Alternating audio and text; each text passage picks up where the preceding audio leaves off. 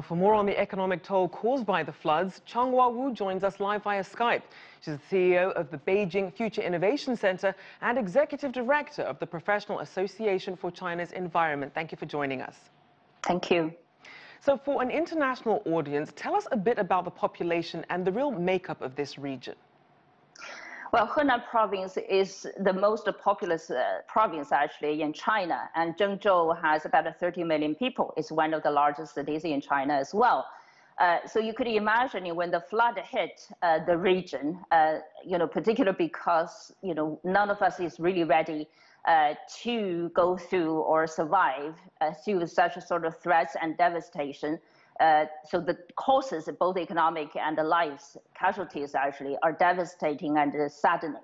And I think many of the numbers already started to come up, emerge, and telling us how devastating the consequences and the losses are. I think, as you mentioned before, the casualties, are more than 302 at least. Still, we have about 50 people missing still. If you look at the homes already destroyed, it's about 9,000 homes already destructive. If you look at the farmland that hit or impacted by the flooding, it's reaching about somewhere between, around 580,000 hectares of farmland in the province already. So I think the numbers, $20 billion is the estimate so far we've seen. Definitely is proven one of the most costly natural disaster or climate-related natural disasters hit and in the world. And last year, actually, China already experienced another devastating, the most costly natural disaster hit along the Yangtze River. So it hit about 26 provinces in central and the eastern part of China. And just imagine this year, just one particular province, the losses already is estimated at $20 billion. And roughly the province last year has a GDP size around $800 billion. So with the $20 billion losses so far through this flooding, it's about 2%, more than 2% of the provincial GDP already gone, lost it already. It's going to take a lot of efforts actually for the province, for the region to rebuild and recover. Yeah. So to that point then, when you have such a sudden tragedy with loss of life on this scale, what kind of economic support is needed short-term versus long-term to really help this community get back on its feet? Well, I think, commonly international common practice is something called emergency response, right? And when disasters hit, and you could imagine the government and business and society together work in sync with each other to rescue and relieve.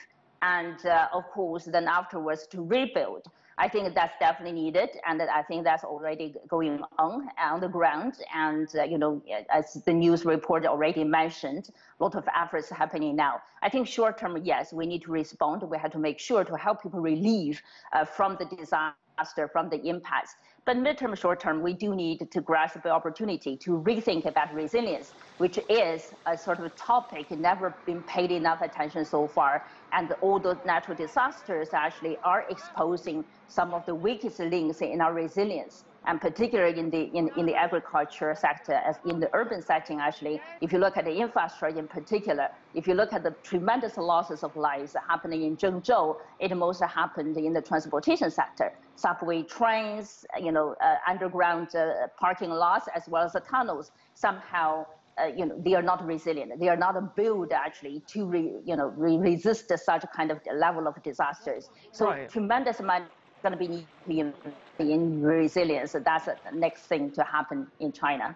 Now, people may not be aware of the strategic location of this region. I mean, we know that global supply chains were already strained due to the shortage of shipping containers. You had the Suez Canal blockage, and of course, COVID cases causing delays at the shipping hubs in southern China. Now, this is all coming at a time when manufacturers are also needing the raw materials to prepare for Black Friday and the Christmas shopping season. What are your expectations in terms of the domino effects?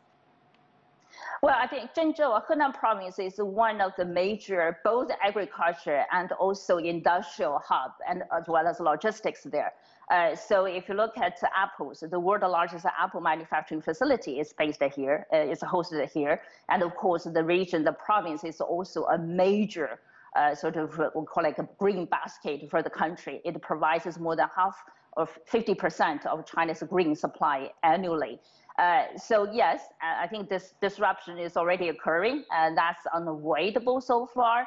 And somehow, as I said, I want to emphasize the importance of investing resilience so that the future disruption of supply chain, not only within the country but also globally, will be dramatically mitigated.